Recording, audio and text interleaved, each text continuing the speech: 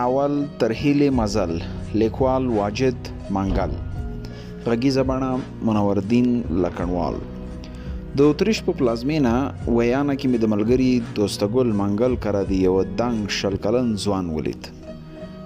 د اوسنۍ زمانې له ځوانانو سره یې تفاوت درلود. په سترګو کې د پښتني وقار جلوې ځلولې او په خبرو کې عجیبه درنښت محسوسېده.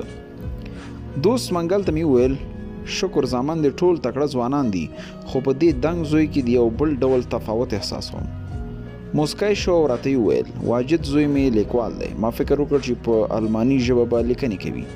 له همدې له امله مې چندان علاقه ونه ښوده، خو دوستګل زیاته کړه په پښتو ژبه لیکنې کوي. حیران شوم شل کلن ځوان چې یوازې منځنۍ کچه زده کړې کړي په هیواد کې ترسره کړي او بیا په اتریش کې په الماني ژبه درسونه ویلي په پښتو ژبه لیکنې کوي.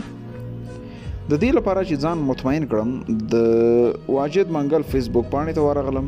د یو څو پوسټونو په لیدلو سره مطمئن شوم چې په دې تنکي ځوان کې د ډیر پرمختګ او پښتو ژبې ته د ډیرو خدماتو د ترسره کولو ظرفیت شته دی.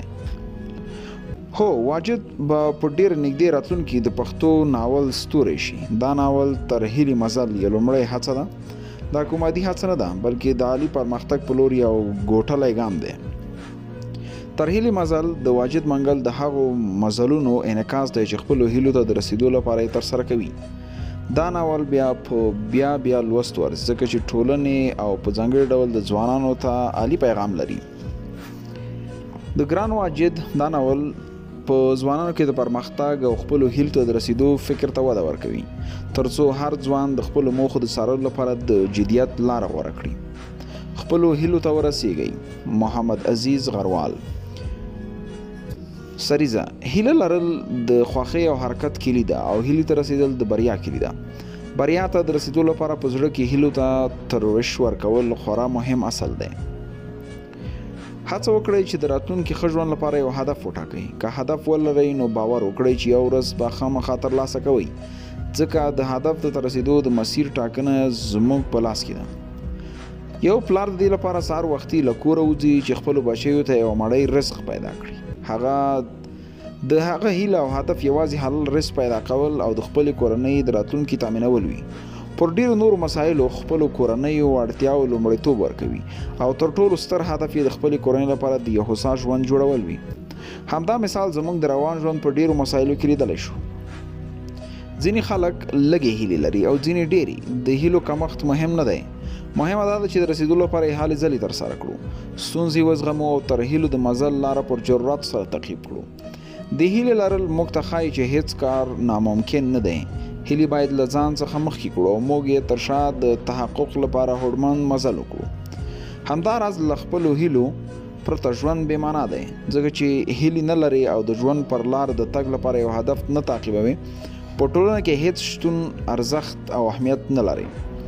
ګرانو لوستونکو، دا ناول زما لومړی هڅه ده. په بله معنا لویو هیلو ته د رسیدو لپاره زما د مزل لومړی برخه ده.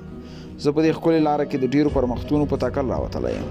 په یو پړاو کې به ډیرې تېروتنې کوم او په بل پړاو کې به یې اصلاح کوم، ترڅو د خپلو هیلو پر حسب ځان ووینم او ستاسې ادبي تنده د نویو موضوعاتو په وړاندې کولو سره خړوبه کړم. لومړی اثر له تېروتنو خالي نه وي. هیله ده را سره ویزغمئ. ژمنه کوم چې ستاسې په ملتیا به دا مزل جاري ساتم. هر نوی پړاو کې به یې په نوښتونو سینګاروم او تر لویو هیلو به خپل سفر ته دوام ورکوم. په پای کې له ښاغلي استاد نورالله سلطانزوی څخه د زړه له کومې مننه کوم چې د دې ناول په ټولو برخو کې په خپلو ګټورو لارښوونو نازولی یم. مننه او درنښت، واجد منګل. الله دې قبول کړي، امین. په مخ مې لاسونه تیر کړل، د سترګو له کونجو مې په ملا صاحب پام شو چې ما ته راګوري. له ځایه پاڅېدم، ستړي مشي مې ورسره وکړه. تر ستړي مشي وروسته ملا صاحب د ګیلې په بڼه وپوښتل اتله دا 2 ورځې د کوچنی ورور نه راځي؟ د ملا صاحب په دې خبره غلی شوم. فکر واخیستم، اندېښنه راولوېده، خو ملا صاحب زما د سکوت له لیدو وروسته خپلې خبرې وغځولې. څنګه دی، ناروغ خو به نه وي؟ د اندېښنو په ګرداب کې ګیر وم، خو په خواره خوله مې وویل مولوي صاحب نه پوهېږم، زه د ورځې په کور کې نه وم، نن به یې حتما پوښتنه کوم. مولوي صاحب د پګړۍ په ولونو کې ګوتې ووهلې، یو ول یې په بل ول کې دننه کړ، بیا یې په پسته ژبه وویل ښه ده، تاسو خو تیر کال له ښوونځي فارغ شوئ، فکر کوم دنده دې موندلې. د اسویلي په ایستلو سره مې ځواب ورکړ، نه مولوي صاحب، په دې وطن کې دنده په دومره اسانۍ کله پیدا کیږي؟ ټوله ورځ مې د ملګري په کتابتون کې تېروم، هلته د کانکور لپاره چمتوالی نیسم ترڅو خپلې هیلې ته ورسیږم. یو لوی امتحان راته په غاړه دی، نو باید پوره کوښښ وکړم. هیلې ته رسیدل شپه او ورځ مزلونه غواړي او مزلونه. زما او د مولوي صاحب د خبرو لړۍ د جومات له بلې څنډې د یو سپین ږیري سړي غږونو راوشلوله چې له ځانه سره غږېده. پرون مې هم اسلم ته وویل چې د کلي ماشومان جومات ته مه راپرېږده. مولوي صاحب مخ راواړو، غاړې ته یې تازه کړه، په لوړ غږ یې ورناره کړه. څه خبره ده ګلاب کاکا؟ ګلاب کاکا زمونږ خواته رډ رډ راوکتل، په ملا یې لاس کېښود، د درد احساس یې وکړ او په هماغه پخوانۍ لهجه یې وویل، ماشومانو د جومات تاوخانه خرابه کړي، د اور لوګي جومات ته راننوځي. مولوي صاحب ورغبرګه کړه، هسې هم د باندې ترې وځو، نو ولې په قهرېږي؟ ګلاب کاکا په ترخه لهجه وویل، 8 بجې مؤسسې والي راځي، مرسته کوي مرسته، او په دې یخه هوا کې تاوخانه هم خرابه شوه. مولوي صاحب د ګلاب کاکا خواته په چټکو ګامو ورنږدې شو، تور کوچني بریتونه یې وغځول، ورو یې وویل، ګلاب کاکا اندېښنه مه کوه، کوچی او اسلم به یې بیا جوړه کړي. له جومات راووتم، ژمی و، یخ باد لګېده، د خلکو د کورونو بامونه او شاوخوا ځمکې سپینې واورې پوښلې وې. څادر مې له ځانه تاو کړ او د کور پر لور روان شو.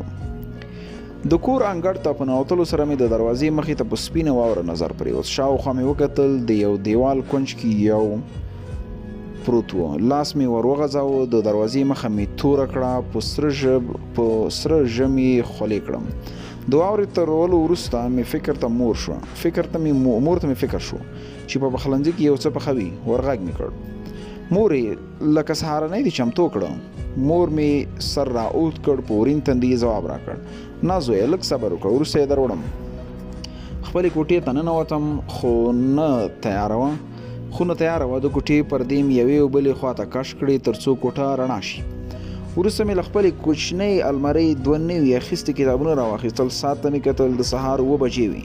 د لمر وړانګې پرېښولې، ورونه مې ویده وو. چوپتیا وه.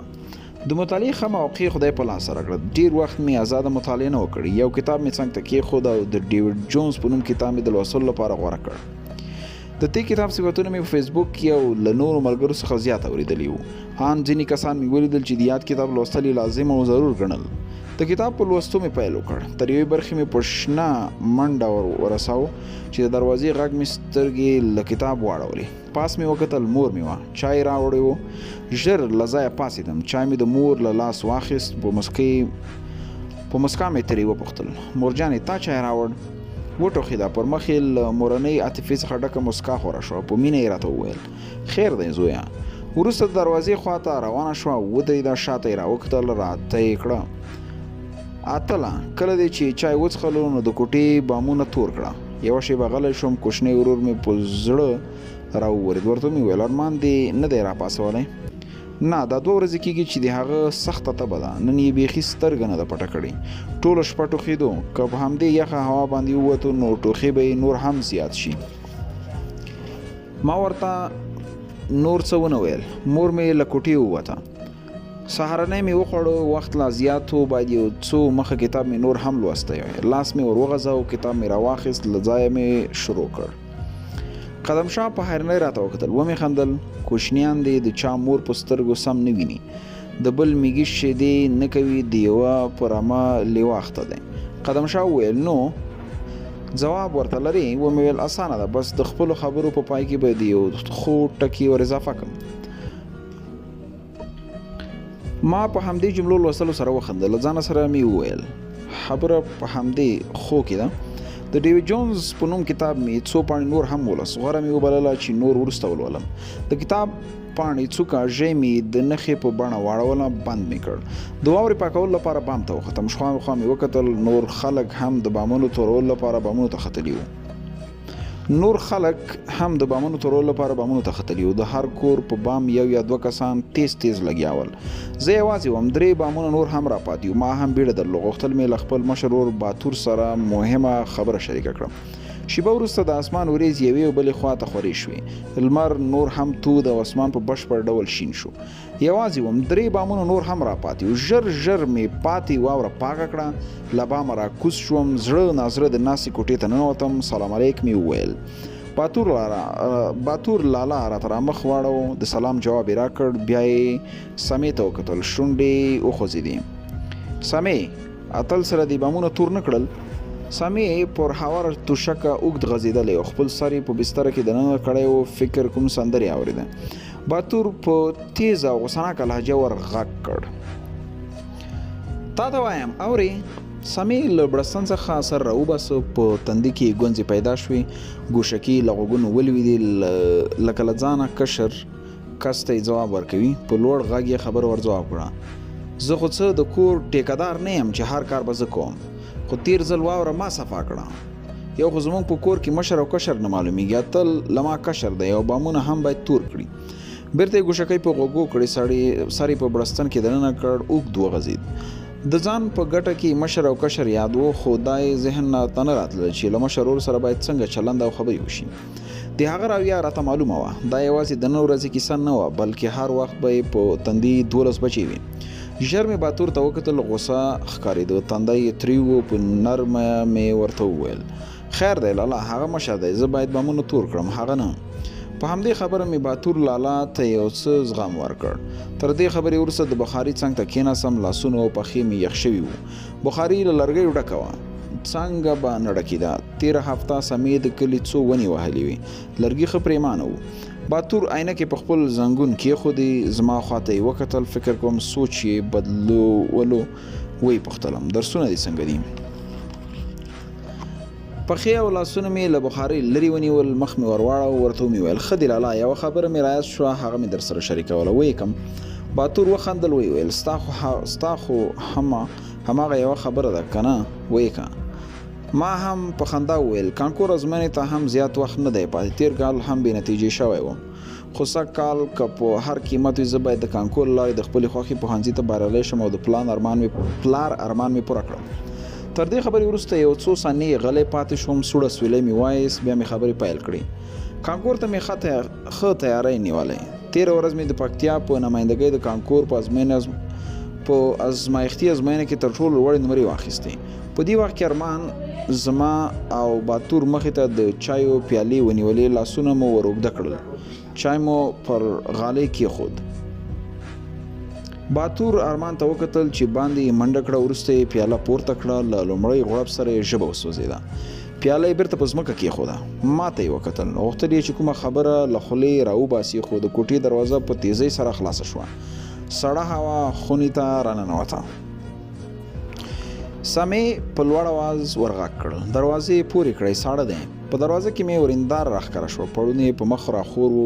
یو څو ګامونه وړاندې راغله، مخ یې سمې خواته تاو کړ. ورته یې وویل د جمال اکا زمن د خپل بام واوره زموږ انګړ ته راچوي، دا یې دویم ځل دی. ارمان هم څو ځلې ورته وویل چې واوره دې خوا مه اچوئ. سمې له ځایه ورپورته شو، له غوسې رنګ سوره اوښتی و. له کوټې څخه په وتلو یې په زوره وویل دا د نه سړي زامن هېڅ نه پوهېږي. ورېنداره مې هماغسې پر ځای ولاړه. باتور ور وکتل او له خولې یې دا خبره راووتله ورشه چې خاوند دې خدای مکړه کوم غلط کار ونه کړي، دا کم عقل به یو ورځ دې کور ته غم راوړي. مخ پټې ښځه په منډه د باندې ووته. څه شېبه وروسته باتور هم له خونې پسې بهر شو. له چای څخه مې غټ غړپ وکړ، سوړ شوی و، پاتې نور مې په هماغه ځای کې پرېښود. د بخارۍ له ځایه پورته شوم. د ناهیلۍ احساس مې وکړ، باید ناهیلی وای. خبره بیا نیمګړه پاتې شوه. د ساړه سویلي پر ملتیا د خوب خونې په لور روان شوم. وخت مې درلود، په ځای کېدو نه ارزېدو، باید ونه ارزي. له هرې دقیقې باید ګټه واخیستل شي. د ریاضي ځینې نوټونه مې راواخیستل چې د کانکور لپاره یې تکرار کړم. 2-3 پاڼې درس مې ووایه، بیرته مې بند کړ. له مطالعې مې فکر بدل شو، څه مې په یاد شول. ژر مې جیب ته لاس کړ، موبایل مې نه و. له ځایه پورته شوم، د کتابونو الماري مې وکتله، موبایل نه و. بیا د اوسېدو کوټې ته لاړم، هلته هم نه و. له ځانه سره مې وویل همدا یو موبایل مې و، هغه هم لکه سر وخوړ. د موبایل په لټه کې وم چې ارمان په شړکۍ او په بنده ساه زما خواته را روان و. سړی ښکاره کېده. لاس ته مې وکتل، زما موبایل ورسره و. له ډېره یخې پوزه تک سره وه. ورته په غوسه شوم. موبایل مې له تا سره و، له ما خو په دې اجازه اخیستې وه که نه؟ زه خو ورپسې په ګرځېدو ستړی شوم. ارمان چې خبرو ته خوله جوړوله ما د هغې له ګوتو موبایل راکش کړ، ورته ومې ویل بیا دغسې کار ونه کړې. ارمان خپله پوزه کش کړه، ټوخی واخیست، په رېږدېدلې غږ یې وویل ما نه و اخیستی، د باندې پروت و. هغه رښتیا ویل. د واورې تورولو پر مهال مې موبایل له جیبه لوېدلی و. وروسته مې د تللو ورته وویل، منډه یې کړه، د باندې ووت. اورېدلي مې و ماشومان له 4 کلنۍ څخه وروسته په دروغ ویلو شروع کوي، خو د ارمان له خولې مې تر ننه ډېر لږ دروغ اورېدلي وو. هره خبره یې رښتیا کوله. په زړه کې مې راوګرځېدل چې تېروتنه دې وکړه، وړاندې تر دې چې پوښتنه په کوچني ماشوم دې نیوکه وکړه او پرې غوسه شوې. شېبه وروسته مې موبایل روښانه کړ، زنګونه راغلي وو. په ځیر مې وکتل، همدا یو نوم و، بس سمسور. سمسور مې د ښوونځي د دورې ملګری و. 3 ځلې یې زنګ کړی و. بېرته مې همدې شمېرې ته زنګ وکړ. یو څه شېبه وړاندې نه تېرېده چې ناڅاپه د ټوټ غږ راغی. په 5م ټوټ سره مې د سمسور غږ تر غوږو شو. سلام اتله. ومې ویل وعلیکم سلام. ایله دې اوس زنګ راووهه. له باندې نه د باتور आवाज راغی. اتله څه خبره ده؟ د سکرین په شیشه مې ژر ګوته ټینګه کړه. د موبایل غږ خاموش و. ورناره مې کړه، څه نشته لالا، یو ملګری مې زنګ وهلی. بېرته مې موبایل غوږ ته نږدې کړ. لږ ورو غږېږه، نږدې و چې ستا خبرې زما مشر ورور اورېدلی وای. سمسور په تیزه وویل دا خبرې اوس پرېږده، 4 بجې درته په کابل اډه کې په تمه یو، د 2 ملګري نور هم را سره دي. سوړی سولی مې وایس نه پوهېدم چې څه ووایم. کړکۍ ته نږدې شوم، سر مې اوږد کړ. باتور له مې نظر ته رانغی تللی و. موبایل مې غوږ ته کړ. سمسوره غوڅه ژمنه نشم کولی، ورور مې تر اوسه هم یا نه دی ویلي، د هغه له پرېکړې پرته نشم تللی. بیا غلی پاتې شوم چې سمسور ځواب واورم. ویې ویل څه ماشوم دې له ځانه جوړ کړی، د چکر لپاره خو څه نه ځو. تا ویل چې د کانکور د آمادګۍ لپاره کابل ته ځو. هغه بله ورځ زموږ استاد هم همدا ویل چې کابل ښه انتخاب دی. بس 2-3 میاشتې په تېرې کړو. یوازې دا هم بسنه کوي چې د کانکور په سرونو او طریقو سم پوه شو. زړه نازړه مې وویل سمه ده، خو اول به له لالا څخه اجازه اخلم. کوشش کوم چې ژر راشي. 2 ځلې راته وویل چې دا یو سخت پوهنځی دی، ته وړتیا او توان نه لرې. په 3م وار خو زموږ ګاونډي د جمال اکا زمن په خبر کې راخنډ شول. زه ورسره غږېدم خو موضوع پاتې شوه. زما هم دا یو هیله او چانس پاتې دی. باید ځان وښیم چې زه نه یوازې د خپلې خوښې د پوهنځي د لوستلو توان لرم، بلکې هڅه به وکړم چې په ټول افغانستان کې د کانکور په ازموینه کې لومړی درجه واخلم او خپله هیله مې پوره کړم. له څه خبرو وروسته را سره وپوهېدلو. خدای پاماني مې وکړه.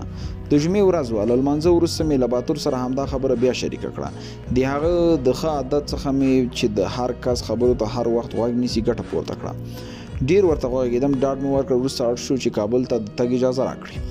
د مازدیګر ناوخته و. لمر په لوېدو خپل کالي شاوخوا مې وکتل، کوم څه راڅخه پاتې نه. په همدې وخت کې سامې خونې ته راننو. د تل په څېر بیا غوسه ښکارېده. په خشکه غوسه یې وویل چېرته کډې باروي. ومې ویل ګوره سمې، دا وخت د ټوکو نه دی، پر ما ناوخته کېږي. سمې یو څو قدمه رانږدې شو. په مخ را ځوړند تور ویښته یې د لاس په واسطه ښي اړخ ته واړول، سترګې یې سره وروستې. په دې وخت کې تګ څه معنا؟ 10-15 دقیقې وروسته ماښام دی او ته په دې وخت کې له کوره ځې. ښه په حوصله مې ټوله کیسه ورته وکړه. د تګ لامل په باره مې ورته وویل، خو بیا هم د موچي په شان زما په خبرو پسې ټینګ نښتی و. خبره یې بیا اوږدوله. په پای کې اړ شوم چې د هغه خبرې پرې کړم. له خونې ووتم. باید زر تللی وای ځکه سمسور او نور ملګري راته په کابل اډه کې منتظر وو. تر شا یې بیا راغږ کړه، ښه به کامیاب شي، د تیر په شان بیرته بې نتیجې وي. باتور لیونی شوی چې پر تا بې ځایه پیسې مصرفوي. دا د هغه عادت و. کیسه کې نه وم، جدي مې نه نیوله.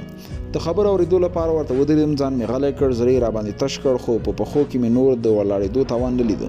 ځواب مې ورنه کړ. له کوره بهر شوم. له جیبه مې موبایل راواخیست تر څو سمسور ته زنګ وهم چې زه هم دا اوس در روان شم. زنګ دې پورته کړ خو اواز یې بند کېدو. بېرته مې اړیکه خوڅه کړه. څو شېبې وروسته سمسور په میسنجر پیغام راولېږه. سلام، موږ لوګر ته نږدې شوي یو. د غږ په لیک کې ستونزه وه، نو ځکه مې دلته پیغام پرېښود. سبا ته زنګ درته کوم. موبایل مې ګند کړ. یوې او بلې خواته مې وکتل. فکر یوړم څنګه سمسور دوی زما پرته تللی دي. له فکر کولو وروسته بیرته د کور پر لور رهي شوم. تګ ته مې زړه ښه نه کړ. پرېکړه مې وکړه چې سبا سهار به ځان ورسوم.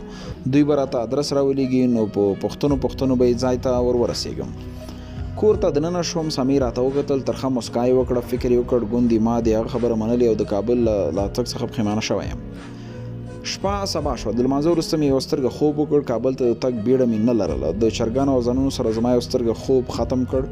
له ځایه پورته شوم. څراغ مې روښانه کړ. په دیوال راځوړند ساعت ته مې سترګې ونیولې. د ګړۍ کوچنۍ ستنه په 8 بجو ولاړه وه. دویمه نرۍ ستنه څرخېدله. ټک او ټوک یې ختلو. ثانیې وخت تر شا پرېښودو. زه غلی وم. کړکۍ ته ورنږدې شوم. خلاصه مې کړه. اسمان شین و. د لمر وړانګې په ځمکه لګېدلې وې. له ځمکې تاوده پورته کېدل. په انګړ کې د ولاړو ونو څانګې باد راپولې. د ونو لاندې ارمان چرګو ته ټوټه شوې ډوډۍ اچوله. چرګې او چرګان تاو را تاول. د کتاس او کوت غږونه یې کول.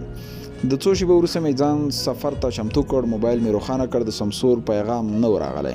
له وتلو سره مې سترګې په دیوال راځوړند عکس باندې ولګېدې. ورو مې راواخیست. لاس مې پرې راکش کړ. د عکس په غیښه کې د ګوتو نښې جوړې شوې وې. عکس ته مې وکتل. سړی پکې ما ته خندېدو. ما هم ځان ورته مسکی کړ. ورته مې وویل ژمنه کوم پلاره دا هیله به پوره کوم. بېرته مې عکس په خپل ځای راځوړند کړ. د مور خواته ورغلم. لا یې وظیفې او دعاګانې نه وې ختمې کړې. زما په لیدو مسکی شوه. شونډې یې راوخوځېدې. ورځه زویه په مخه دې رڼا شه. له کوره ووتم. تر کابل اډې ورسېدم. چای یو خوا کشولم او چا بل خوا. هر یو غوښتل چې د هغوی موټر کې تر کابله لاړ شم. ګرم نه ول. خپلې کورنۍ د یوې حلالې نفقې پیدا کول اسانه نه و. لما زیات کسان چارچاپېر ول لکه یو پوروړی چې وم. خو زه د یو سپینګیري موټر ته وختم. نورې سوارلۍ ناستې وې. یوازې زما ځای تش و. زما په پورته کېدو سره موټر حرکت وکړ.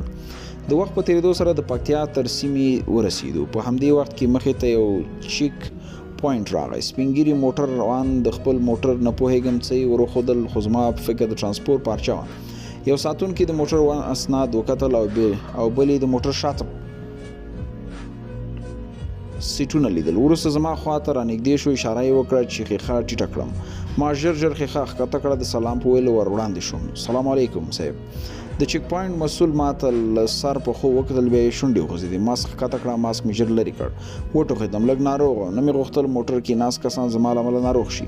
مسؤل کس خپل ملګري ته وکتل. اشاره یې ورته وکړه. وروسته دواړه له موټره لرې ودرېدل. د دوی خبرې مې نه شوې اورېدلی خو دومره متوجه شوم چې د ټلیفون په ښیښه کې عکس ته په کتلو سره زما لوري ته مخ راواړو او په خپلو کې غږېدل. دواړه زما خواته رانږدې شول. یو پکې د موټر دروازه خلاصه کړه. لاس یې زما موټر ته راوغځاوه. کش یې کړم. له موټره یې ښکته کړم. مشر مسؤل خپل ملګري ته وویل یوې خوا ته یې ودروه. شاید همدا کس وي. په مخه وجود کې مې د یوې ویرونکي تودوخې احساس وکړ. سر مې وځړېد. حیران شوم. باید حیران شوی ما داسې څه نه و کړي چې دوی دې له ما تحقیقات وکړي. سمې مې ذهن ته راغی. د هغه څېره زما له څېرې سره څه ناڅه ورته وه او له 2 ورځو راهیسې ډېری وخت په کور کې و. شاید هغه څه کړي وي. په همدې چورتونو کې وم چې د یو کلګیري کس انځور یې مخې ته راته ونیو.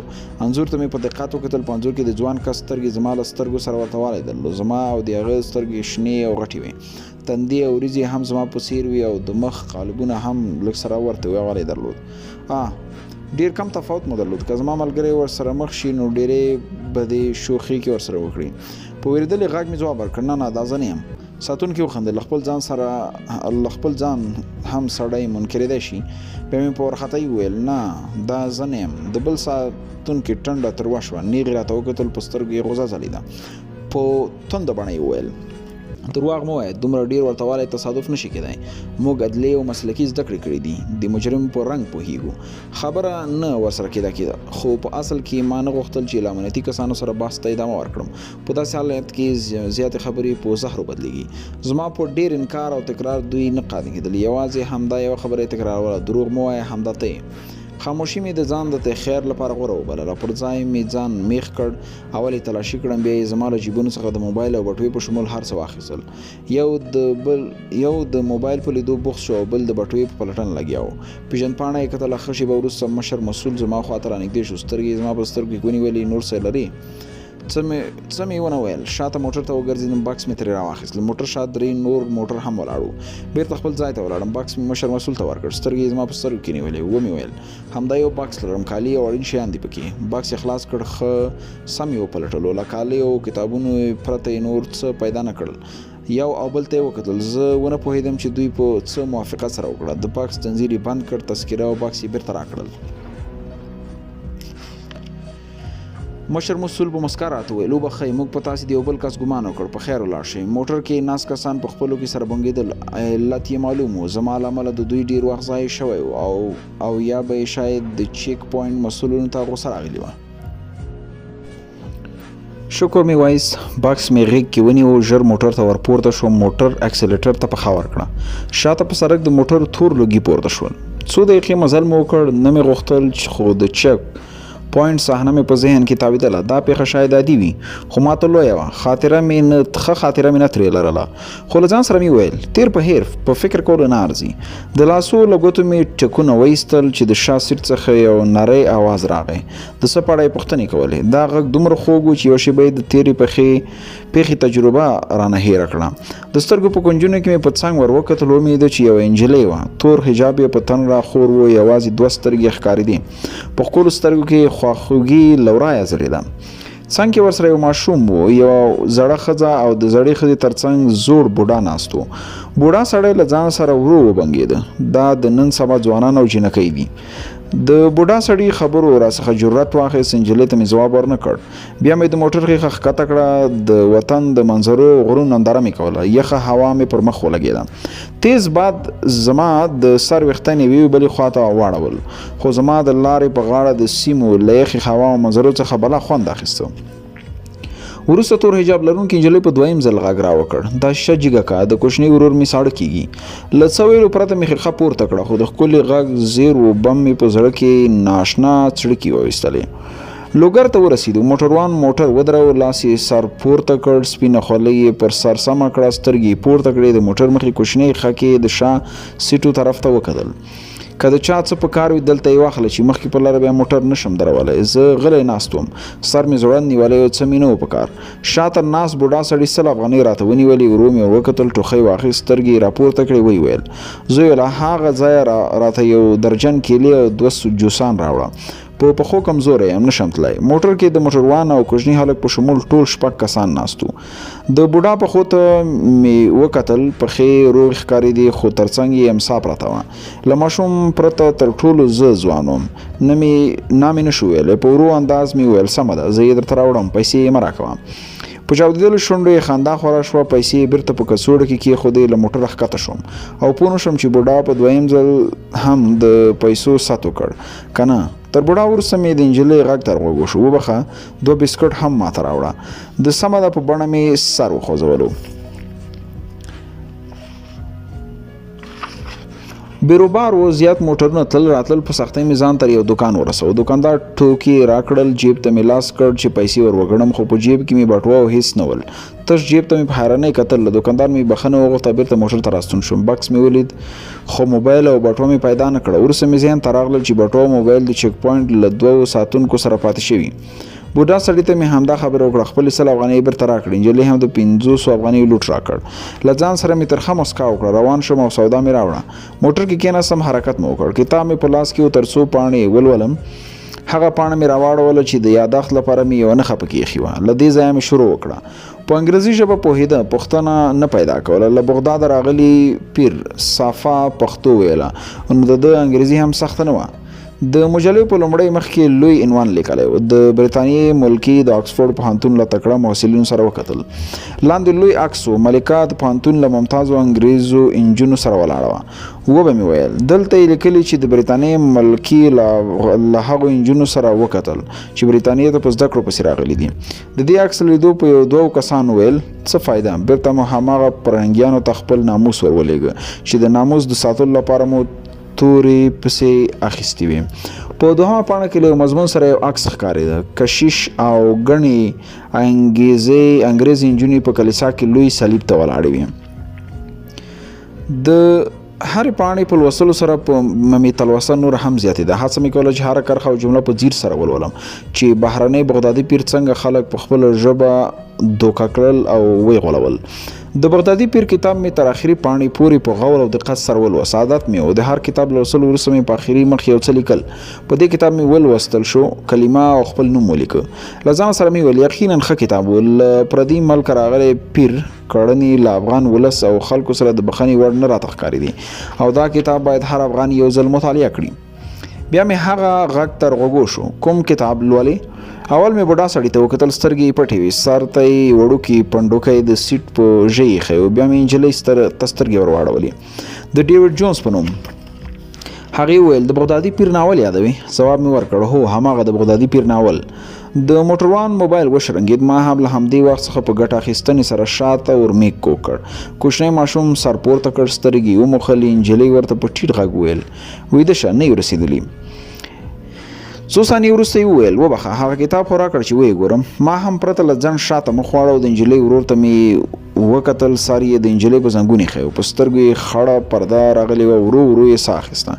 کتاب مې نجلۍ ته ورکړ. ومې ویل لاره لږه پاتې، ټول ناول به دې کم وخت کې نشي لوستلی، در سره یو څه خو وګوره چې تر پایه ولولې.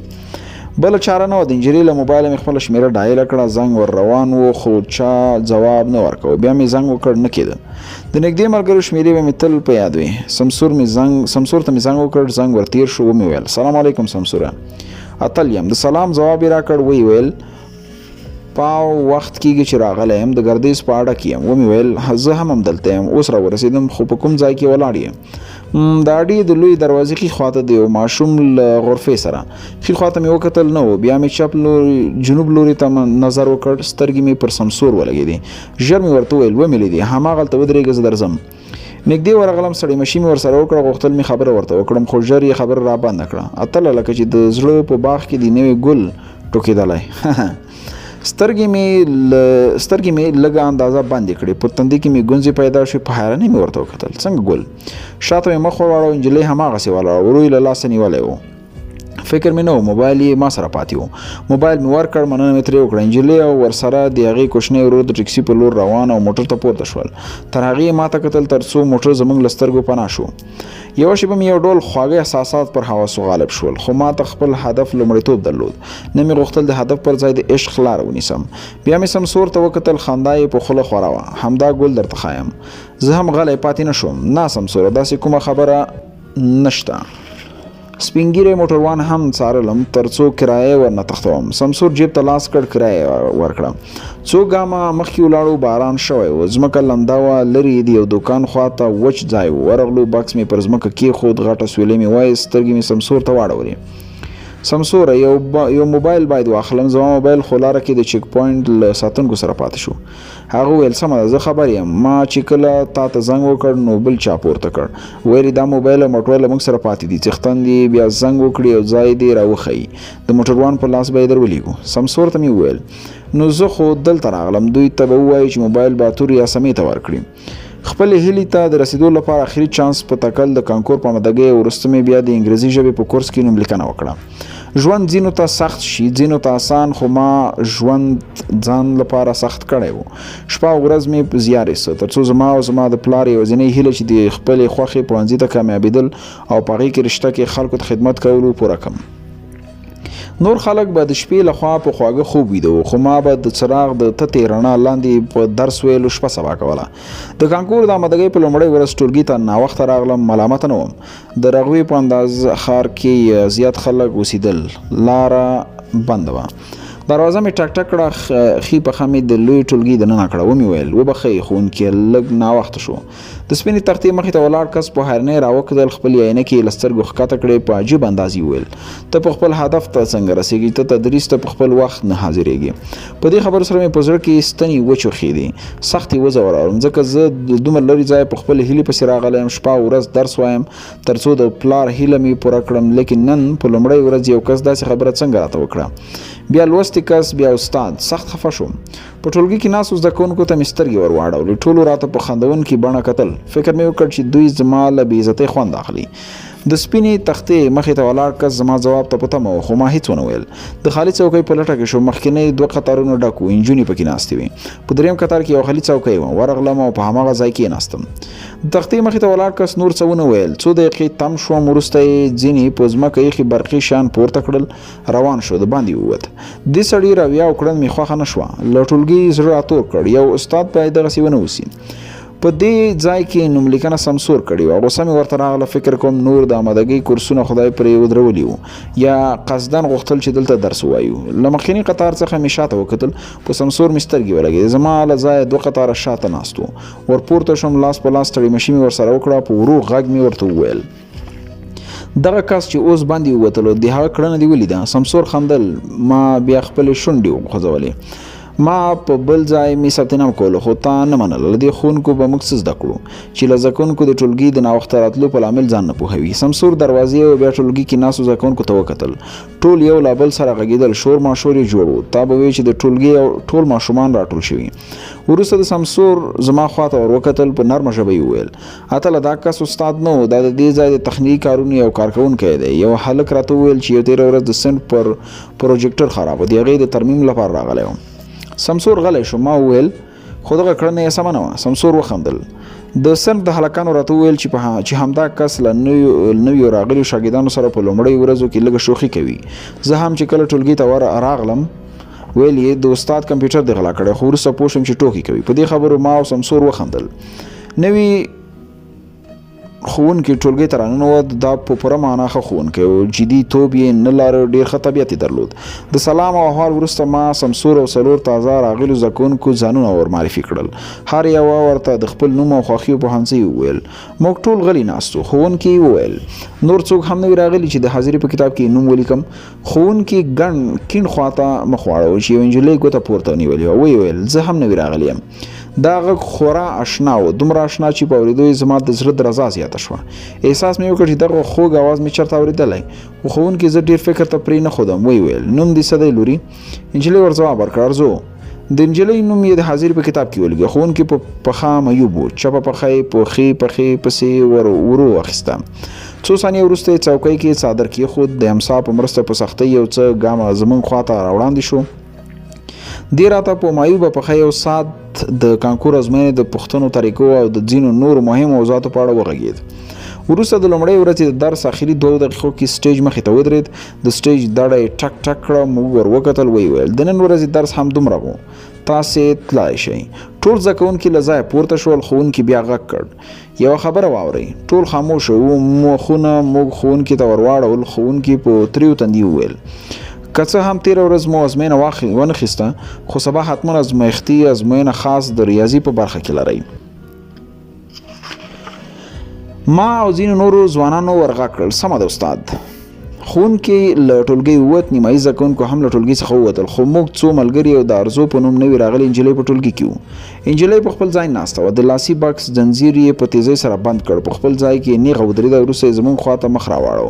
سمسور زه په ملا وټپولم. اشاره یې وکړه چې چپ خوا وګورم. ومې کتل سترګې مې په هغې نجلۍ ولګېدې. سمسور په مسخره بڼه غوږ کې راته وویل فکر کوم د سفر ملګرې د ټولګیواله هم شوه.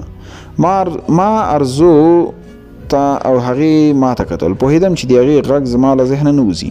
د څو ثانیو لپاره مې خپلې سترګې د هغې په تورو سترګو کې ښخې کړې وې. د خپل زړه درزا مې اورېده. وجود مې خوږې لړزې اخیستی و. نجلۍ وروسته زموږ تر څنګ تېره او د باندې ووته. د ازموینې تر اخیستلو یو ورځ وروسته ټول زده کوونکي په ټولګي کې وختي حاضر شول. بیړه یې لرله چې د خپلې ازموینې پایلې وویني. هر یوه له خپلو نږدې ملګرو سره د نمرو په باره کې غږېدل. که څه هم ما ټول هغه مضامین چې کاکو کې راتلل زده کړي وو، خو د ریاضي ازمایښتي ازموینو لپاره مې تر شپې 1:30 بجې پورې د حاضري اړوند مهم نوټونه ولوستل. ځکه په دې نه پوهېدم چې د ښوونکي د ازموینې طریقه به څنګه وي. ما او سمسور په حیرانۍ یو بل ته کتل. د دوی خبرو ته مې غوږ نیولی و. د شا په قطار کې یو هلک خپل ملګري ته وویل یاره دا ګوډ استاد مې ډېر بد ایسي. دومره سخت سوالونه یې راوستلي وو. تا به وایي چې د پوهنتون له شاګردانو یا استادانو څخه امتحان اخلي. ملګري په خبره کې ورولید وساده که نمرې دې کم وي نو په بل کورس کې داخله وکړه. اوس خو د کابل په هرو ځایونو کې د کانکور آمادګۍ شته، یوازې همدا ځای خو نه دی. په خبرو اورېدو حیران شوم. کره موضوع نه ور روښانه. سمسور راوکتل. ومې ویل دا ازمایښتي امتحان و یا کوم بل مهم امتحان و؟ دوی ولې ورخطا دي؟ سمسور سره ناست کس خبرې واورېدې. ترخه مسکا یې وکړه. ځای کې سره وخوځېد. زموږ خواته رانږدې شو. د خبرې کولو په خاطر یې په عاجزه بڼه وویل شاید له دې کیسې تاسې نه یې خبر. موږ دلته هره اونۍ د بېلابېلو مضامینو امتحان لرو. که هر څوک په یو مضمون کې 3 ځلې له 50 کمې نمرې یوسي، هغه کس بیا دلته اجازه نه لري چې درس ووایي. سمسور په هیجاني انداز راوکتل. پوه شوم په خبرې سر نو خلاص. مخ قطار ته مسترګې واړولې. ارزو راته وکتل. زه یې وچې ولیدم. بیرته یې سر کوږ کړ. په ټولګي کې ناستو کسانو د ازموینې خبر رانیولي وه. یو بل سره پرې غږېدل. خاص 2-3 کسانو کتابونه لاس کې نیولي وو. درس یې ویلو. د سمسور د غږ په اورېدو مې مخ ور واړو. ترڅنګ ناست کس ته یې ویل د دې چارې ګټه څه ده؟ ناست کس ترخه مسکا وکړه. دلته ډیر خلک راځي. د ځای د نشواري له امله دوی له دې چارې کار اخلي. ښه شېبه وروسته د ښوونکي ټولګي ته راننوت. د ازمایښتي پایلې په یو جدول کې راوړې وې. ټولګي کې اعلانولې. هر یو کس نوم په اخیستو د هغه نمرې ښودلې. سمسور په 48 او 3 نور زده کوونکو له 50 کمو نمرو سره ناکام شوي ول. په پخه معیوب ښوونکي د هر یو زده کوونکي نمرې او د هغه نوم واخیست. په پای کې ښوونکي د سپینې تختې مخې ته ودرېد. معیوب په پخه یې ارامه په ځمکه کېښوده. موږ ټولو ښوونکي ته کتل. ښوونکي وویل په 3 نمبر کې پاڅون 90 نمرې اخیستي. په 2 نمبر کې اتل 93 نمرې اخیستي. ټولو زده کوونکو ته مې مخ وړو. په ځیر یې ښوونکي ته کتل. له ځان سره مې وویل استاد خو زما او د هر شاګرد نوم واخیست، نو په اول نمبر کې به څوک راغلی وي. فکر مې بدل کړ. ښوونکي ته مې وکتل. څادر یې په څوکۍ واچولو. په لاس کې نیولې ورقې سره لاندې باندې کړې. یوه پاڼه یې د بلې پاڼې لاندې کېښوده. بیا یې په سپینه ږیره لاس تېر کړ. خبرې یې اوږدې کړې. په اول نمبر کې ارزو چې 98 نمرې یې اخیستې. ناستو کسانو ارزو ته چکچکې وکړې. ښوونکي هم د آفرین په پار په مادي ډالۍ ونازوله. وروسته ارزو په خندا او داسې انداز زما خواته کتل چې وښایي له ما یې نمرې زیاتې اخیستې. ما هم ورته د ښي لاس د غټې ګوتې په اشاره شاباسي ورکړ. په همدې ورځ له درس وختي رخصت شو. زیاتره زده کوونکو له ټولګي ووتل. زه په ټولګي کې تم وم. د باتور لالا زنګ راغلی و. هغه سره غږېدم. بیا مې موبایل بند کړ. کتابچې او قلمونه مې بکسې ته واچول. مخې ته مې ارزو ودرېده. سر مې پورته کړ. سترګې مې د ارزو سترګو کې ونیولې. تور حجاب یې په مخ راټیټ کړ. 2 سترګې یې پټې شوې. وروسته یې له وتلو سره وویل مطالعه دې ډېره کمه ده. د خندا په بڼه مې ور غږ کړ 15 نمرې دې زیاتې وې. بل امتحان کې به ګورو. ورځې تېرېدلې. زما او د ارزو ترمنځ به هر وخت په ټولګي کې رقابت و. کله به ارزو لما نمرې زیاتې او کله به ما. تقریبا تر 3 میاشتو وروسته زه او سمسور له نورو ملګرو سره د کابل یو سیاحتي ځای ته لاړو. د عادت له مخې چې هر ځای ته تلم یو څه مې د لوستلو لپاره راسره اخیستل. دا ځل مې د لوستم ټولګي د پښتو کتاب له ځان سره واخیست تر څو د کانکور لپاره یې تکرار کړم. د پارک په یو څنډه کې ټول ملګري ناستو. د ژمي اخري سیلګۍ وې. د پسرلي نوي او تازه ګلان په راټوکېدو وو. د وطن هره سیمه په زرغونېدو وه. پارک ته راغلو ملګرو خوږې کیسې کولې. هر چا خندل. له ستړي او ستومانه ژوند سربیرې خندا په شونډو وه. مخې ته مې د سپینو اوبو ویاله بهېدله. د څپو له غږونو مو خوند اخیست. ما په لاس کې کتاب نیولی و. کله مې کوم پیراګراف لوسته او کله به مې د ملګرو خبرو ته غوږ نیو. په فکرونو کې ډوب شوی یم. په ذهن کې مې هر وخت د کانکور د ازموینې او نتایجو صحنه راتله. ګڼې پوښتنې مې فکر ته راتلې. که دا وار هم بې نتیجې شم، که خپلې هیلې ته ونه رسېږم، نو د خپلو د خندا بشم، او که د پلار ارمان مې پوره نه شي. داسې نور ورته پوښتنو مې ذهن را مشغول کړی و. خو وروسته مې ژر سوچ بدلولو. له ځان سره مې وویل نه زه خپل ځان باور لرم. انشاءالله خپلې موخې ته به رسېږم. په همدې سوچونو کې وم چې یو ملګري مې وپوښتل متله ستا څنګه خوښه ده؟ ژر مې ور وکتل. په پوښتنه مې وویل څنګه خوښه؟ پوه نه شوم. سمسور د یوې څنډې څخه ورغږېده. اتل پرېږدی. هغه د خپلې مشورکۍ ورزو په فکرونو کې ډوب دی. ټولو ناستو کسانو په کړس وخندل. دوی تر خندا وروسته مې سمسور ته وکتل. په ځیږه لهجه مې وویل سمسوره ژرند او جومات پېژنه؟ نه پوهېږم چې په سمسور مې خبره ډیره بده ولګېده که لږه، خو دومره یې له خولې راووتل دا نه ژرنده ده او نه جومات، دا پارک دی او په پارک کې خلک ټوکې کوي. د سمسور په خبره بیا ټولو وخندل، خو ما نه غوښتل چې کیسه نوره لویه شي. اجمل ته مې وکتل. تا د څه په اړه خبرې کولې؟ اجمل د چایو پیاله په شنه چمن کې ایښوده. ځای هوار نه و. پیاله وغورځېده. لاس یې ور اوږد کړ په چمن او اوښتې پیاله یې راوچته کړه. سمسور او نور ملګرو بیا په کړس وخندل. له خدای بهانه غوښته. اجمل راوکتل. ما دا ویل چې کوم ولایت کې پوهنتون وایي؟ کابل یا کابل ولایت؟ د کتاب د پاڼې یوه څنډه مې د نښې لپاره ټوله کړه. کتاب مې بند کړ. سترګې مې ورپورته کړې. ومې ویل اجمله اول خو موږ او تاسې په دې نه پوهېږو چې کامیابېږو به او که نه، او بله دا چې هر کس باید د کانکور د ازموینې د پوښتنو حل په نظر کې ونیسي. پر څومره پوښتنو باوري دی. همدې وخت کې موبایل وشرنګېد. سکرین ته مې وکتل. شماره پرته له نومه وه. د ملګرو له ځایه پورته شوم. یو څو ګامه مې واخیستل. د روانې ویالې په څنډه ودرېدم. ژر مې د موبایل په سکرین ګوته کش کړه. سلام. موبایل مې له غوږه لرې کړ، ومې لیدل چې زنګ نه دی قطع شوی. بیرته مې غوږ ته ونیو. واورې، د نامعلومې شمېرې کس هېڅ خبرې نه کولې، خاص زما خبرو ته یې د غله په څیر غوږ نیولی و.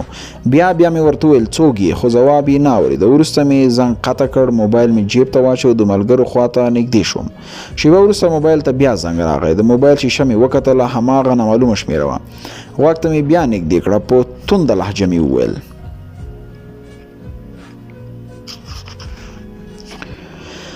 څوک یې؟ د تیر په څیر بیا دې کس خبرې نه کول. وروسته مې کیڼ لوري ته مخ واړو، ملګرو زما خواته کتل. سمسور پکې لوړ غږ وویل اتله څوک دی؟ نه پوهېږم، یو نامعلومه شمېره ده، خبرې کوم، هغه ځواب نه راکوي. اجمل په خندا وویل یو خو زموږ د خلکو عادتونو ته سړی حیران شي، که یو وار خو یې در پام شو نو خدای دې بیا ترې خلاصوه. د مازدیګر لمر په دنګو غرونو ژیړې وړانګې ټولولې. له ملګرو سره مو خدای پاماني وکړه، هر یو د خپلې خونې په طرف روان شو. سهار وختي زه او سمسور د کور آمادګۍ د کورس په لور روان شو. د کورس شاته یو کوچنی کتابتون و. سمسور ته مې وویل راځه چې یو قلم او کتابچه راواخلو. سمسور را سره ومنله. لاړو، کارتسیا فروشي مو کارتسیا راواخیسته. ټولګي ته ننوتو. په ټولګي کې اجمل، ارزو او دوه نور ملګري ناست. ومې ویل سلام، سهار په خیر. دوی هم د عادت له مخې علیکم سلام او ستاسو په خیر وویل. ارزو له اول قطار څخه مخ راواړو، په ثانیه کې بیرته مخې ته وکتل.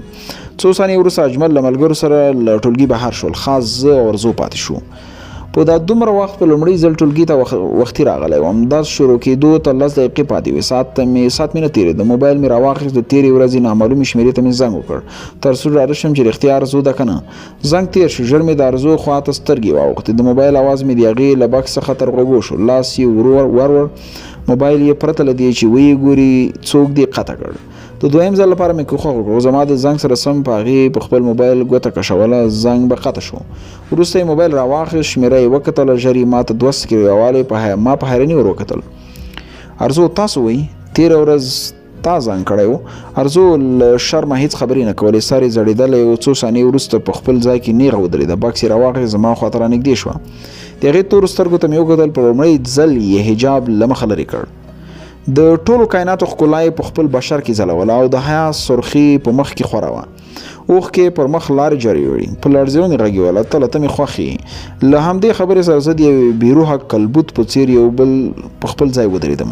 ټول وجود مې لړزه اخیستې وه او نرمې خولې راباندې راغلې وې.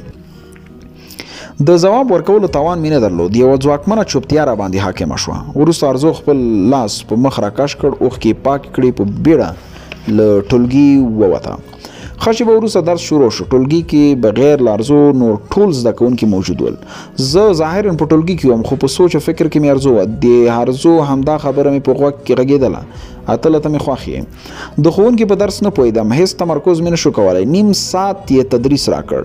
زه هېڅ پوه نه شوم چې استاد د څه په اړه خبرې کړې. په همدې وخت کې ښوونکي راغږ کړ اتله ښه یې؟ د خیال نړۍ را دړې وړې کړه. بدن مې ولړزېده. ښوونکي ته مې وکتل، لکه یو ناخبر کس مې ورته وویل څه استاده؟ ناسو زده کوونکو وخندل. ښوونکي خبرې اوږدې کړې. د درس له شروع څخه مې درته فکر دی، نن دې د نورو ورځو په شان درس ته توجه نشته. که ناروغ یې نو ته کولی شي چې لاړ شي.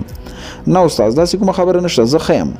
ښوونکی د امسا په مرسته شاته ګامونه واخیستل. په پښه یې د درد احساس وکړ. ویې ویل ډېره ښه ده زویه. سمسور زما تر څنګ ناست و. ورو مې کتل. په لاس کې د پښتو فرم او څو نورې پاڼې نیولې وې. ژر مې یاد شول چې موږ نن د نیم ساعت درس وروسته ازمایښتي ازموینه لرو. ښي لاس مې پورته ونیو. ښوونکي راوکتل. وی ویل استاد ماته د امتحان پارچه نه راکړي. ښوونکي شاته کسانو ته وکتل. د ټولګي دروازه خلاص شوه. ښوونکي ورغږ کړ چېرته؟ وی لوري ولې دې ناوخته کړ؟ ما او ځینې نورو کسانو هم شاته ور وکتل. ارزو وه د دروازې مخې ته ولاړه وه. لاس یې دروازې ته ورتېر کړ، وربند شو. څو ګامه مخکې شوه. شاوخوا یې وکتل. ټولګي کې زیات کسان ول. بېرته یې ښوونکي ته سترګې ور واړولې. سر یې وخوځه. ورو یې وویل وبښئ استاد، لږ کار مې درلود. ښوونکي ورته د سمه ده په توګه په سترګو اشاره وکړه. ارزو زموږ له څنګ تېره شوه. په مخکیني کتار کې کېناسته. له ناستې وروسته یې ما ته مخ راواړو. په مسکا مې ور وکتل. څو ثانیې وروسته ښوونکي غږ وکړ اجمله تا سره د 3 کسانو پارچې دي، یو ارزو ته ورکړه او بل اتل ته. د آمادګۍ آخري ازموینه مو ورکړه. ځینې پوښتنې مې قصداً بې ځوابه پرېښودې. لامل یې راته معلوم و. غوښتل مې د ارزو نمرې له ما زیاتې شي تر څو د خوښۍ احساس ور وبخم. د درس آخري دقیقې وې. استاد د ازموینو له پارچو سره په ټولګي کې ولاړ و. بیړه یې درلوده. غوښتل یې ژر ووځي، خو تلو وتلو مخکې موږ ته وویل د امتحان پایلې به سبا دفتر ترڅنګ په دیوال راځوړندې وي. تاسې کولی شئ چې بیا خپلې نمرې هلته وګورئ. او بله دا چې کانکور ته یوه هفته پاتې ده، نو سبا د کورس اخري ورځ ده. ماسپښین و د انګریزي ژبې د کورس له څخه ستړی خونې ته راورسېدم. سمسور ته مې وکتل، ویده و، ځکه تېره شپه تر ناوخته ویښ پاتې شوی و. د کوټې په کونج کې کېناستم، سوړه سویلی مې وایست، جیب ته مې لاس کړ، موبایل مې راواخیست، زنګ مې وکړ، زنګ تېر شو. سلام ارزو. د تیر زنګ په څیر یې بیا خبرې نه کولې. دا کړنه راته ښه ونه ایسېده. ورغږ مې کړ، زه یم اتل، اورم څه وایې؟ ستونی مې تازه کړ، په تازه غاړه مې وویل ارزو ما غوښتل یو څه درته ووایم. د نن ورځې له امله بخښنه غواړم. ما نه غوښتل چې داسې وشي، خو زه څه خبر وم چې دا ستا نمبر دی. ارزو په خندا وویل د بخښنې لفظ ستا له خولې سره مزه نه کوي. ما هم په خندا ځواب ورکړ، خو بخښنه غوښتل مینه زیاتوي. اواز یې بند شو، یوه شېبه غلی پاتې شوم، وروسته یې بیرته اواز راغی. تره مې راغلی، ویلي 2 ورځې بعد پکتیا ته ځم، نو تا به هم ورسوم. ته د ترونو سره اوسېږې؟ هو، بل څوک نه لرم. په دې خبر ودرېدم، خو زما د درد لړۍ بیا راوشلوله. رښتیا نن دې پارچه حل کړه؟ ومې ویل هو، ځینې سوالونه سخت ول، همداسې بې ځواب مې پرېښودل. خو د کانکور اصلي امتحان یوه هفته وروسته دی، هغه کې باید پام وکړو. له ارزو سره مې له نیم ساعت څخه زیاتې خبرې وکړې، داسې لکه کلونه له یو بل سره پېژنو. زه د هغې او هغه زما له خبرو نه مړېده. سبا سهار د کورس په لور روان شوم. د ادارې مخې ته ځینې کسان ولاړ ول، شور یې جوړ کړی و. نږدې ورغلم، اجمل او سمسور هم همالته وو. خوشحاله ښکاره کېدل. د خوشحالۍ پوښتنه مې ترې وکړه. د مسخرې په بڼه یې وویل ارزو خو دې بیا شاته پرېښوده.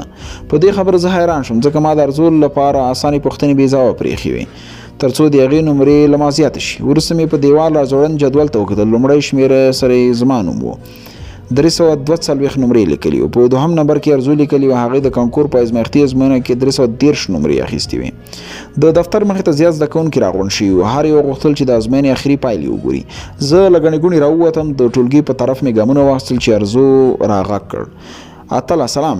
ومې ویل وعلیکم سلام. ور ومې کتل، هماغسې تور حجاب پر تن او 2 سترګې له حجابه راوتلې وې. ویې ویل دا هلکان ولې په دې جدول پسې کلک نښتي دي؟ ته به وایې چې پایلې چېرته تښتي؟ ما ونه کتل چې څو نمرې مې اخیستي. په مسکا مې ورته وویل ستا نمرې 313 دي. ما لږ مخکې وکتلې. ارزو وخندل، ویې ویل تا څو اخیستي؟ نه پوهېږم څنګه یې ووایم، خو ومې ویل 342. خپل زنګون یې په لاسي بکس په زور وهه. په تندي کې یې ګونځې پیدا شوې. په ناهیلې انداز یې ویل ما غوښتل چې اخري امتحان کې له تا زیاتې نمرې واخلم، خو خیر 313 هم بدې نه دي. په خندا مې ورته ویل یاد دې شي چې د ټولګي په لومړۍ ورځ به ستا نمرې له ما زیاتې وي. خو ما هېڅ ونه ویل. او اوس چې په اخره ورځ زما نمرې له تا زیاتې، ته هم څه مه وایه. وروسته مې ښې خواته مخ واړو. ښوونکي او څنګ ته زده کوونکي را روان ول. ارزو ته مې اشاره وکړه. هغه دی استاد راغی، اوس باید ټولګي ته لاړ شو. څه وخت وروسته په ټولګي کې استاد له ټولو زده کوونکو بخښنه وغوښته او زده کوونکو له ښوونکو سره خدای پاماني وکړه. ټولو وروسته ښوونکي ما ته وکتل، ویې ویل اتله ته مه ځه، کار مې در سره دی. ارزو او نور ملګري له ټولګي بهر شول. زه د ښوونکي په تمه وم. سمسور هم را سره و. په فکرونو کې ډوب شوم چې ښوونکي به څه راته وایي. د څو دقیقو راهیسې دلته ایسار کړی یم. صبر مې ونه شو کړی. له ټولګي ووتم. د استاد خواته ور روان شوم، خو ښوونکي زما په لوري ګډ وډ را روان و. بېرته ننوتم. ښوونکي زما تر څنګ کېناست، سر یې پر چوکۍ کېښود، لاسونه یې سر ته پورته کړل، په خړه لونګۍ شمله نیغ ودرول. په مسکا یې وویل زویه زه نن تا ته ډالۍ درکوم. غلی وم چې ښوونکي له خپل بکس نه یو کتاب راواخیست. لاس یې زما پر مټ کېښود. وویل دا کتاب واخله زویه، د کانکور تر ازموینې پورې مطالعه کړه. کتاب مې د ښوونکي له لاسو واخیست. ور ومې کتل. مننه استاد، زه به یې حتما مطالعه کړم. ښوونکي په نرمه لهجه وویل دا کتاب د ازموینې په اړه دی. په انتخاب کې دقت، په پوښتنو ځان پوهول او نور ډېر اړین شیان پکې لوستل شي. له دې کتابه ډېر څه زده کولی شي. ومې ویل خو استاده تاسو دا کتاب د ټولګي نورو زده کوونکو ته ولې نه ورکوئ؟ ښوونکي خپل لاس زما له مټ څخه لرې کړ. سترګې مې د هغه په موبایل ولګېد. د موبایل پر سور بټن یې ګوته ټینګه کړه. د واسکټ جیب ته یې واچو. وروسته یې ورو وویل اتله ډالۍ هر چا ته څوک نه ورکوي. بیا یې خپلې خبرې وغځولې. تر خپلې وسې پورې کوشش کوم چې له ټولو زده کوونکو سره یو ډول چلند وکړم او ټولو ته د لاس د ګوتو په سمیر وګورم. خو ما له اولې ورځې څخه تا ته فکر و چې درس ته دې توجه له نورو زده کوونکو زیاته وه او پوه شوم چې ته واقعا غواړې خپل هدف ته ځان ورسوي. د ښوونکي خبرو زما په مخ مسکا خوره کړه. سترګې مې ورپورته کړې. مې ویل مننه استاده، انشاءالله چې خپلې هیلې ته ورسېږم. ښوونکي خپله لکړه په ځمکه کېښوده، بیا یې سمسور ته وکتل، په موبایل کې سترګې دننه کړې، وروسته یې ما ته مخ راواړو. اتله زویه تقریبا 3 میاشتې مې تدریس درکړ، په دې پوه نه شوم چې ستا هدف څه دی، کوم مسلک دې خوښیږي. د ښوونکي له راکړې کتاب مې دواړه لاسونه راتاو کړل، سترګې مې پورته کړې، په پخه معیوب ښوونکي ته مې وکتل، سوړه سویلۍ مې ویست، ومې ویل استاده غواړم پر اوږو مې سپینه چپنه ځوړندوي او په سپینه چپنه کې سور قصاب نه بلکې یو زړه سوانده ډاکټر واوسم. د خپلو هېوادوالو د بدمرغیو په پام کې نیولو سره د ناروغ رنځ تشخیص او وروسته د ناروغۍ له مخې درمل ولیکم، نه د تجارت له درملتونونو سره د فیصدي له مخې. ښوونکي خبره راغبر کړه، زویه هیله ده سپېڅلې ده، سپېڅلو هیلو ته رسیدل شوني نه بلکې ډېر اسان وي. ومې ویل استاده زما د دې سپېڅلې هیلې تر شا بلا زړه بوږنونکې کیسه پرته ده. څنګه کیسه اتله؟ سمسور ته مې وکتل، مخې ته په چوکۍ راته ناست و، موبایل یې لرې کړی و. دا لومړی ځل و چې د یو چا خبرو ته یې ارامه غوږ نیولی و. ښوونکي ته مې ویل ښه مې په یاد دی استاد، ژوند وکه غریبي وه خو پر شونډو مو تل خندا وه، پلار مې د نجارۍ کار کاوه، دومره کېدل چې سهار او ماښام مو خوړل، په کورنۍ کې مو د بدبختۍ او جنګ له امله یو کس هم تعلیم نه و کړی. زه یوازینی کس وم چې مکتب ته به تلم، د پلار او د مشر ورور سترګې یوازې ماتوي. درس مې ویل خوښېدل، دومره ان په کومه ورځ به چې مکتب نه پاتې شوم یا به رخصتي وه، کور به راته بلا شو، ځمکې به ځای نه راکاوه. په 8م صنف کې مې یو څو نږدې ملګري پیدا کړل. ملګري مې نه زما د ژوند بربادونکي وو، له درسونه یې وایستم، مکتب ته به په میاشت کې 3-4 ځله ورتلم، نه پوهېدم خو تل به له دوی سره وم. د شپې تر نیمایي به مجلس کوو، دا مجلس د یوې تدریجي بربادۍ په څیر زما په ژوند کې د لټۍ زهر شیندل.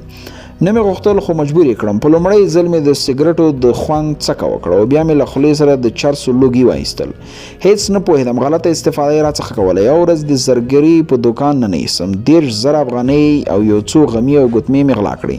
راتلونکې شپه مې په حوزه کې وه، 3 شپې هلته وم. وروسته مې ورور د ضمانت په زور را خلاص کړم، خو یو څو ورځې وروسته مې بیا غلا لاس پورې کړ. هیڅ تغییر نه شوم.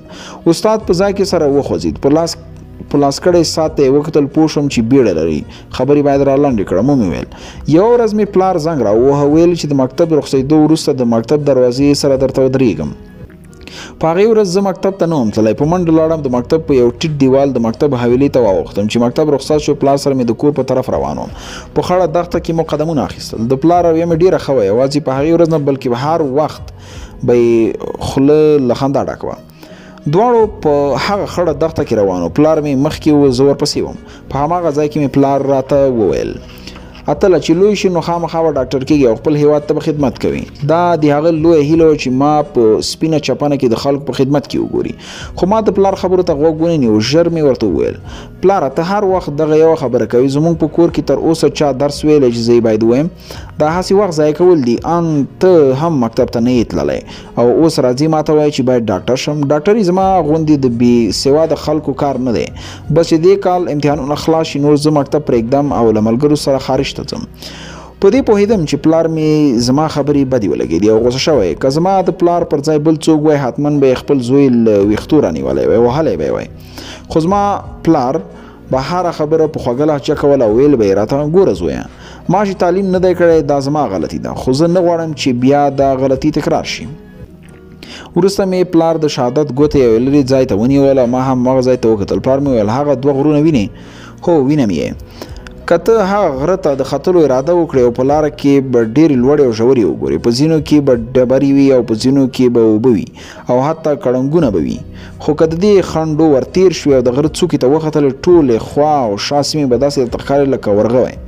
همدې ته تعلیم وایي چې انسان دومره لوړ وي چې هر څه به ورغه ورته ښکاري. استاد وټوخل، د مخ رنګ یې سور واوښت. له څو ثانیې وروسته یې بیرته رنګ خپل ځای ته راغی. د لاس په اشاره یې وویل چې نور وایه. ومې ویل خو زه د ځوانۍ په جوش کې وم، د پلار په خبرو به نه پوهېدم. له تعلیم سره مې مینه په یو مثال کې نه وه، هېڅ مې نه خوښېده. وروسته ورو ورو په خړه دښته کې مخ ته تللو. دواړه غلي وو، لوړ اواز خاص زموږ د پښو ترپا وه. پلار مې غلی او سر یې ځوړند نیولی، فکر مې وکړ شاید زما خبره اورېدو ته غلی دی. ورو مې کتل، په مخ را ځوړند تور ویښته مې په لاس کې ښي خواته واړول. په نرمه مې ورته وویل پلاره راتلونکي په پیسو دی او پیسې په خارج کې دي، اجازه راکړه چې یوروپ ته لاړ شم. زموږ د کلي سیلاب زوی ګوره، اروپا کې مزې وکړې او پلاره ته نور ما پیسې ما پسې کلک مه نخله، ارمان چې لوی شي په هغه به بیا تعلیم وکړو او زه شاید یو څو هفتې وروسته په قاچاقي لاره خارج ته لاړ شم. له ملګرو سره مې خبرې کړي. بیا مې پلار زه له لاسه ونیولم، په غریو کې یې وویل زویه دغسې مه کوه، که هر ځای ته لاړ شي خو چې تعلیم دې نه وي کړی د وړون شخص غوندې به یې په سترګو ګوري، خو پوهېږي به نه چې څه ګوري. تر نیمې لارې پورې د تعلیم او د ډاکټرۍ خبرې راته کولې. د پلار له هرې خبرې وروسته مې ځان بل ډول احساساوه. له خولې هره وتلې خبره مې خپل زړه ته غورځوله. د ښه مزل او خبرو وروسته د خړې دښتې ورهاخوا یو لوی عمومي سړک ته ورسېدو. د سړک یوې او بلې خواړې ته مو وکتل، موټر یو څه لرې را روان و. زه له سړک څخه راتېر شوم، د موټر کښ شو، بریک یې ونیو، شاته مې ژر ور وکتل. پلار مې د یو سپین رنګه موټر بانډ پر پړ مخ پروت و. له موټره لاندې سرې وینې څڅېدې. په لوړ غږ مې ناره کړه پلاره. له سپین موټر څخه یو له کم عمره ځوان راښکته شو، سترګې یې رډې ووتلې، په ویره یې ویل زما غلطي نه وه، پلار دې خپله. د هلک خبرو ته مې غوږ نه ونیو. پلار مې ژر په سړک وغځاوه، چیغه مې کړه هله یې مرسته وکړئ. ما له ژړا بیرته هیڅ نه ویل، پرته هیڅ نه ویل. ډېر خلک راغونډ. وروسته یو ټکسي زموږ مخې ته ودرېده. یو کس غږ مې واورېد راځه زما موټر ته یې راوخېژوه. پلار ته مې وکتل، له خولې وینې باد وې، سر یې زما په زنګون ایښی و، ساه یې لنډه لنډه کېده، په وینو ککړ لاس یې زما په مخ راکش کړ. په ستړې او بنده لهجه یې ویل ته به ډاکټر کېږې اتله، زما دا هیله پوره کړه سمه ده. له دې خبرو وروسته یې لاس زما له مخ څخه لاندې پروت او سر یې ښي خوا ته ځوړند شو. اوښکې مې پاکې کړې. په پخه معیوب ښوونکي ته مې وکتل، آرام ناست و. ورو مې وویل دا ټوله زما د هیلې کیسه وه. ښه شېبه غلی وم. وروسته مې خبرې اوږدې کړې. د پلار له مړینې وروسته زه هغه اتل نه یم لکه مخکې چې وم، هغه اتل چې د شپې تر ناوخته به له ملګرو سره و، اوس د خپلې هیلې ته د رسېدو لپاره په همدې وخت درس وایي. هغه اتل چې له مکتب او درس څخه یې کرکه پیدا شوه، اوس له ښوونځي او تعلیم سره مینه لري. هغه اتل چې خارج ته د تلو هیلې په زړه کې و، اوس د خپل ګران افغانستان د ودانولو فکر لري. له ښوونکو له اوښکو ډکې سترګې مې ښوونکي ته واړولې. تېر کال مې د کانکور امتحان ورکړ. د غلط انتخاب له امله په 215 نمرو بې نتیجې شوم. ښوونکي زما پر سر لاس راکش کړ، په خواږه انداز یې وویل زویه څوک چې هدف ولري حتما خپل هیلې ته رسیږي، ځکه د هدف لارې معلومه وي او د خپل هیلې پوره کېدو لپاره زړورتیا ته اړتیا ده او دغه وړتیا زه په تا کې وینم. ښه شېبه وروسته مې په خوله خنداره وسه. سمسور ته مې وکتل، سوړه سویلۍ یې وایست، لاسونه یې په زنګانه کېښودل، ټول له ځایه پورته شو او له ښوونکي مو خدای پاماني واخیسته. د ماسپښین لمانځونه مو د موټر اډې په سره په نږدې یو جومات کې وکړل. وروسته مو له یو سراشر ډوله موټر لرونکي کس سره خبره وکړه. ټول ملګري ورپورته شو. موټروان د سفر دعا وویل، موږ هم ورسره بدرګه کړه. پاو مزل مو وکړ. د لارې په اوږدو کې به هر کس یوه ټپه کوله. سمسور غاړه تازه کړه، په ښکلې انداز یې دا سندره ویله لیلو باغ د باغوان دی، موږ اشنه توتیان یو، نن دلی سبا بزونه. د وطن د ښکلا سیمو ننداره مو کوله. ناڅاپه به ارزو را یاده شوه. زړه به مې سینه کې په ټوپونو شو او حواسو به مې نااشنا خوشحالي احساس کړه. مګر د کانکور د پایلو اندېښنې به بیا بل لوري ته بوتلم، هغې لوري چې تر بل هر هدف راته مخکښ و. شېبه وروسته پکتیا ته ورسېدو. له ملګرو مې اجازه او خدای پاماني واخیسته. د کور په طرف روان شوم. د کلي د یو دکان خواته بوډا سړی ناست و. د بریتونو سپین ویښته په کینچي غوڅول. سلام مې پرې واچو. کینچي له خولې لرې کړه. پاس یې راوکتل. وعلیکم سلام. په خیرونو؟ په حیرانۍ مې ور وکتل. په خیرونو لفظ یې راته ښه ونه لګېده. ځینې ښکلي لفظونه خلکو بې خونده کړي دي. ښې خبرې خلک دغسې له خولې راوباسي چې په بل کس لکه د غشې بد لګېږي. سر مې پسې ونه ګرځاوه. بوډا سړي خپل لاس په ټټر کش کړ. سپین ویښته لاندې ځمکې ته ترې راولوېدل. وروسته یې په هرجن انداز وویل، پلاره ورونو دې د مکتب مخ نه دی لیدلی او ته د درس لپاره کابل ته ځې. ورته وپړسېدم. ګوره ګل محمد کاکا، تعلیم د هر چا خپله ګټه ده. دا په دې پورې نه ده چې ورور مې تعلیم نه ده کړی نو زه یې هم باید ونه کړم. اوس مې ستا زوی په لاره کې ولید، د پل لاندې له ملګرو سره سګرټ څکول. اوس کاکا که زوی دې تعلیم کړی وای په دې حال به بوډا سړي ترخه مسکا وکړه. څه یې ونه ویل. زما خبرې بدې پرې ولګېدې. له ځایه پورته شو، لاسونه یې شاته ونیول او کړوپ کړوپ روان شو. ما هم د کور لار ونیوله. کور ته دننه شوم. باتور لالا مې په انګړ کې کوچنۍ کندې کیندلې. ورغلم. له ستړې مشي وروسته مې د مور پوښتنه ترې وکړه. ویې ویل چې نږدې ګاونډیانو کره تللي. کیندل شویو کندو ته مې وکتل. الله د څه لپاره کیندي؟ باتور خپل لاس په تندي تیر کړ، خولې پاکې کړې، ستړیا احساس کړه. ویې ویل پسرلي موسم دی، د زردالو او د مڼو یو څو ونې مې راوړي، هغه مې کېنولې. خو تاسو وکړل درسونه د خلاص شول. هو لالا یو څو ورځې وروسته د کانکور امتحان شروع کیږي. مټې مې را بډ وهلي، له باتور سره نږدې ودرېدم، د هغه په لاس کې نیولې بیلچه مې ترې واخیسته. ومې ویل راکه چې دا پاتې خاوره زه ترې وباسم. زما د هیلو پر کېدو د آخري چانس لومړی سهار پیل شو. له خوبه پاڅېدم، ځان مې تیار کړ، مور ته مې ورغلم، دعا یې راته وکړه. وروسته پوهنتون ته د کانکور ازموینې لپاره لاړم. د ازموینې په جریان کې مې په لاس کې نیولې قلم خوځېده، لاس مې لړزه اخیستې وه، خو زړه مې به مې په دې قرارېده چې د ازموینې ټولې پوښتنې مې زده وي. له څو ساعتو وروسته ازموینه خلاص شوه. د خوښۍ احساس مې کوه، په پوښتنو پوره باوري وم. ورځ یو میاشتې تېرې شوې، هفته به راباندې لکه میاشت تېرېده. د کانکور پایلو ته مې شېبې شمېرلې. د کور په انګړ کې ارمان او څو کوچني ماشومان په لوبو بوخت ول. کرکټ یې کاوه، اسمان خړو وریځو پټ کړی و. د لویې ونې لاندې مې ونې ته تکیه وکړه، دمه مې جوړوله او د هلکانو لوبه مې کتله. په حویلۍ کې شور شو، د ارمان आवाज مې واورېد، یا به روپۍ راکوي یا به خپله پیدا کوي. ماشومان ول، هلک ترې بال د ګاونډي کور ته اړولی. څو دقیقې وروسته اسمان وغورېد، تیز باران شروع شو، ځمکه یې په ثانیو کې لنده کړه. ماشومانو منډې کړې، زه یې هم په چړکۍ سره کوټې ته ننوتم. موبایل مې چارج ته ایښی و، راوا مې ښې، سترګې مې د موبایل په شیشې ولګېد. د ارزو ډېر زنګونه راغلي وو. ژر مې د هغې شمېرې راواړوله، زنګ ورغی. سلام ارزو، ته چېرته وې؟ څومره زنګونه مې درته وکړل، ټلویزیون چالان که، د کانکور پایلې نه وي. مخکې له دې چې ارزو ته ځواب ورکړم، موبایل مې په غالۍ کېښود، سمدستي مې تلویزیون روښانه کړ. یو کس په تالار کې د ګڼو خلکو په وړاندې د کال د 20 غوره زده کوونکو نومونه اخیستل. ویاند له 20 تر 10 کسانو پورې نومونه واخیستل. ارزو په 19م مقام کې وه. بدن مې رېږدېده، ستونی مې وچ و، زړه مې درزېده. له ځان سره مې ویل لکه چې په عالي درجو کې نه یم راغلی، که انتخاب مې غلط کړی وي. لاسونه مې په خوله ایښي وو، په هیجاني بڼه مې 2 سترګې په ټلویزیون کې دننه کړې وې. د هر کس په نوم اخیستلو سره مې بدن رېږدېده. ویاند له 10 تر 15 غوره زده کوونکي اعلان کړل. موبایل مې راواخیست تر څو ارزو ته زنګ وهم، خو د ویاند خبرې مې تر غوږو شوې. در مقام چهارم از ولایت پکتیا. نن مې ژر مې مخ ټلویزیون ته واړو. زما عکس د ټلویزیون پر ښیښه راغی، څنګ ته مې وکتل، لیکلي و طب معالجوي کابل. موبایل مې له لاسه ولوېد، د مخ رنګ مې سور واوښت. په تیزۍ سره له ځایه پورته شوم، د خوشحالۍ له لاسه مې ټوپونه وهل. په زوره مې چیغه کړه، خدای شکر، هیله مې پوره شوه. ښه شېبه وروسته مې په دیوال راځوړند عکس راښکته کړ. د سترګو څخه مې نرۍ اوښکې په انځور ولوېدې. په عکس کې دننه په وجود کمزوری کس مې له اوښکو ډکې سترګې ونیولې. په ژړغوني غږ مې وویل، پلار ارمان دې پوره شو، زه اوس خاص په نوم اتل نه بلکې په رښتینی اتل یم. کاش چې ته اوس دلته وای، کاش چې دا صحنه تا په خپله لیدلې وای. څو ثانیې سلګو په مخه کړی وم، بې اختیاره مې له سترګو اوښکې تویېدلې. نه پوهېدم چې دا اوښکې مې د هیلې د پوره کېدو له امله وي یا د پلار د نشتون له امله. پر مخ مې لاس راکش کړ، اوښکې مې وچې کړې، بیا مې لاس په عکس را تېر کړ. په سلګو مې ویل، پلاره زه ورسېدم. په منډه د کور انګړ ته ووتم. د مور کوټې ته له نتلو سره سم مې پر هغې زیری وکړ. په سترګو یې د شکرانې اوښکې پر شونډې فاتحانه مسکا خوروه. ما له مودې وروسته خپله مور دومره خوشحاله لیده، یا خدای ډېره مننه. همدا فرصت د یو بل زیری لپاره راته خورا مناسب ښکاره شو. ورته مې ویل، خپلو هیلو ته رسېدو په لاره کې مې د ځان او ستا لپاره یو ارزو هم پیدا کړه.